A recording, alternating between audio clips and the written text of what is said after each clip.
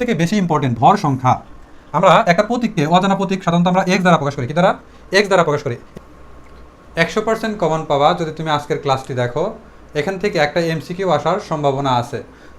অতএব তোমরা এই ক্লাসটা অবশ্যই দেখবা শুরু থেকে শেষ পর্যন্ত। নবম দশম ক্লাসে আজকে হচ্ছে সপ্তম ক্লাস। এই ক্লাসে আমরা শিখব পদার্থের গঠনের পারমাণবিক সংখ্যা এবং ভর সংখ্যা। পারমাণবিক সংখ্যায় অনেকে কনফিউশন হয়ে যাও যে পারমাণবিক সংখ্যা আসলে কি।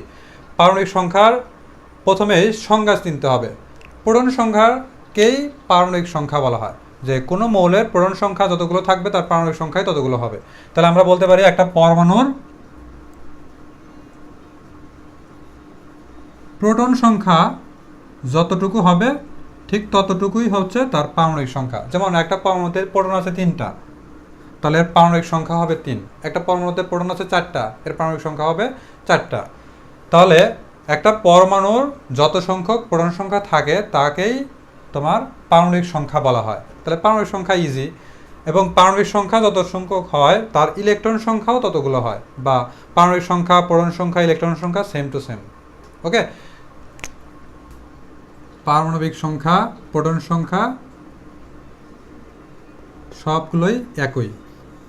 পারমাণবিক সংখ্যা দ্বারা সাধারণত পর্যায় সারণীর উপর থেকে নিচ পর্যন্ত যে সিরিয়াল নাম্বারটা দেখি এটা হচ্ছে পারমাণবিক সংখ্যা। আর প্রোটন সংখ্যা হচ্ছে পরমাণুর মধ্যে কয়টা প্রোটন আছে সেটার সংখ্যা। আর ইলেকট্রনটা হচ্ছে একটা পরমাণুর মধ্যে কয়টা ইলেকট্রন আছে কক্ষপথে সেটার সংখ্যা। তাহলে দেখতে পাচ্ছি তিনটেই একই। একটা পরমাণুতে পারমাণবিক সংখ্যা যদি 10 হয় তার মানে ওর মধ্যে 10টা প্রোটন আছে, 10টা ইলেকট্রনও আছে। তাহলে এখান থেকে একটা এমসিকিউ আসতে পারে। আর এরপরে যেটা সব থেকে বেশি ইম্পর্টেন্ট ভর সংখ্যা। আমরা একটা প্রতীককে অজানা প্রতীক সাধারণত আমরা এক্স দ্বারা প্রকাশ করি। কি দ্বারা? এক্স দ্বারা প্রকাশ করি। এই এক্স মানে বোঝাইতেছে যে অজানা। এক্স মানে কি? অজানা। তো এই অজানা জিনিসের সাধারণত বাম সাইডের নিচে যদি কোনো সংখ্যা থাকে তার মানে এটাকে বলা হয় পারমাণবিক সংখ্যা বা প্রোটন সংখ্যা। আর বাম সাইডের উপরে যদি কোনো সংখ্যা থাকে তাহলে আমরা বুঝে থাকি এটা দ্বারা ভর সংখ্যা বোঝায়। তাহলে প্রোটন সংখ্যা বা পারমাণবিক সংখ্যা, আর এই পাশে থাকলে এটাকে বলা হবে অ্যাভারেজ বা ভর সংখ্যা। আর এই পাশে যদি কোনো বক্সটা থাকে তাহলে এটা দ্বারা বোঝায় কি? চার্জ। এটা দ্বারা কি বোঝায়? চার্জ বা আধান। আর এই পাশে যদিও কিছু লেখে না, এই পাশেরটা লাগে না, তারপরে এই পাশে যদি থাকে এটাকে বলা হয় নিউটন সংখ্যা।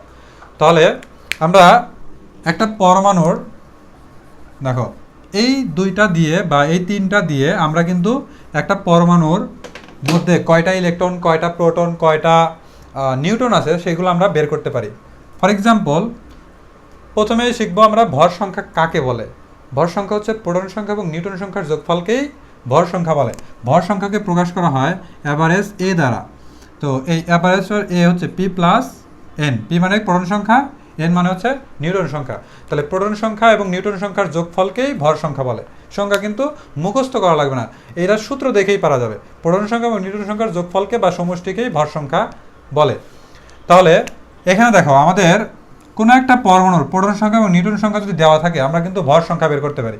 একইভাবে আমাদের যদি নিউটন সংখ্যা বের করতে বলে, যেমন এটা এই পাশে প্লাস, এই পাশে গেলে কী হবে? মাইনাস। তাহলে অ্যাভারেজ থেকে প্রোটন সংখ্যা বিয়োগ করলেই কিন্তু নিউটন সংখ্যা পাওয়া যায়, বা ভর সংখ্যা থেকে প্রোটন সংখ্যা বিয়োগ করলেই কিন্তু নিউটন সংখ্যা পাওয়া যায়।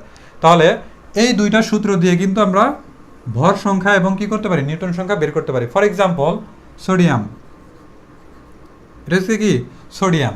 এখন সোডিয়ামের মনে করো এখানে 11 নম্বর হচ্ছে মৌল, আর এর ভরটা হচ্ছে 23, এটা দেওয়া আছে। এখন বললো যে সোডিয়ামের নিউটন সংখ্যা কত হবে। তো আমরা সূত্র কি জানি যে ভর সংখ্যা ইজ ইকুয়াল টু প্রোটন সংখ্যা যোগ নিউটন সংখ্যা। তাহলে নিউটন সংখ্যা বের করলে প্রোটন সংখ্যাকে এক পাশ থেকে আরেক পাশে পক্ষান্তর করলে বা অবস্থান পরিবর্তন করলে তখন এটা হয়ে যায় ঋণাত্মক। এই যে এটা আমরা লিখতে পারি যে নিউটন সংখ্যা ইজ ইকুয়াল টু অ্যাভারেজ থেকে বা ভর সংখ্যা থেকে প্রোটন সংখ্যা বিয়োগ করলেই নিউটন সংখ্যা পাচ্ছি। তাহলে এই সূত্র মতে নিউটন সংখ্যা হবে 23, বা ভর সংখ্যা থেকে আমরা প্রোটন সংখ্যা বিয়োগ করব। তাহলে 23 থেকে 11 বিয়োগ করলে হয় 12। তার মানে এই সোডিয়াম পরমাণুতে 12টা নিউটন আছে, 11টা প্রোটন আছে। এটা হচ্ছে তার প্রোটন সংখ্যা, এটা হচ্ছে তার ভর সংখ্যা।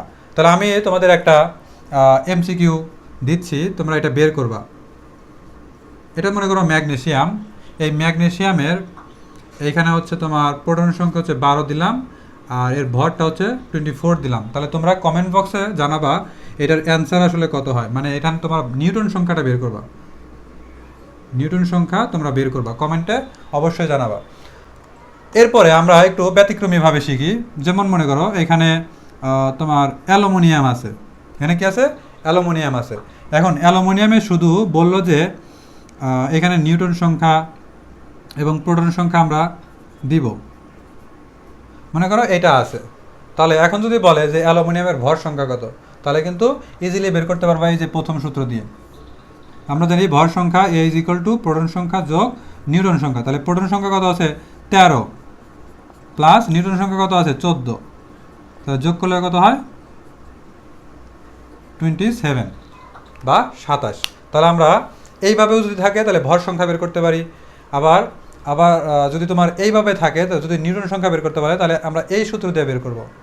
আবার যদি প্রোটন সংখ্যা যদি না দেওয়া থাকে, শুধু ভর সংখ্যা দেওয়া আছে, যেমন থাকতে পারে আয়রন, আয়রন হচ্ছে 56 আর নিউটনটা হচ্ছে, তাহলে এখন যদি বলে যে আয়রন পরমাণুর প্রোটন সংখ্যা কত, তাহলে দেখতে পাচ্ছ ভর সংখ্যা আছে, নিউটন সংখ্যা আছে, কিন্তু প্রোটন সংখ্যা কিন্তু নাই।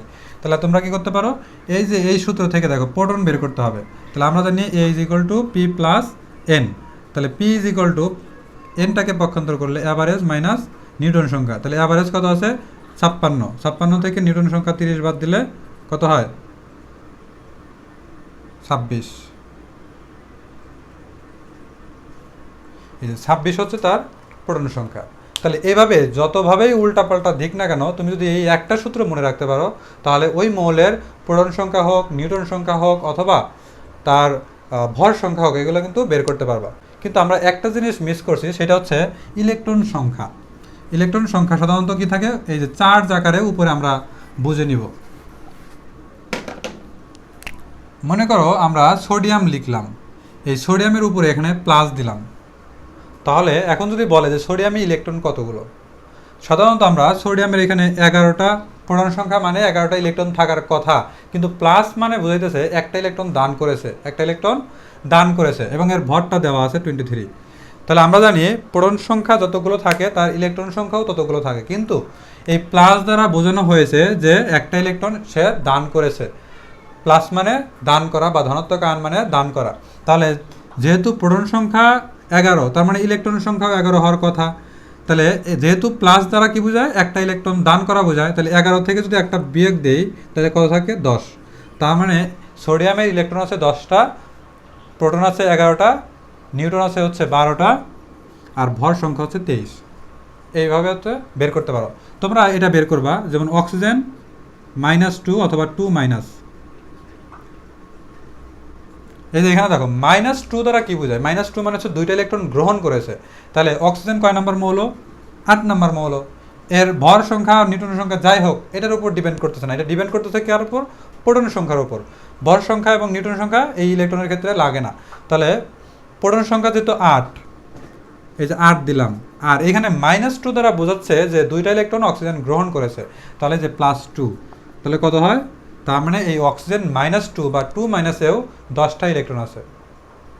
আর যদি সরাসরি এরকম থাকে অক্সিজেন, তার মানে বুঝবা অক্সিজেনে 8টা প্রোটন 8টা ইলেকট্রনই আছে, বুঝছো? তাহলে এইভাবে আমরা ইলেকট্রন সংখ্যা, চার্জ মাইনাস থাকুক আর প্লাস থাকুক, এগুলো কিন্তু বের করতে পারি। এইগুলো থেকে একটা এমসিকিউ পরীক্ষায় শিওর আসবে। তো এই ছিল হচ্ছে আজকের টপিক। দেখা হচ্ছে পরের কোনো টপিক নিয়ে। আল্লাহ হাফেজ।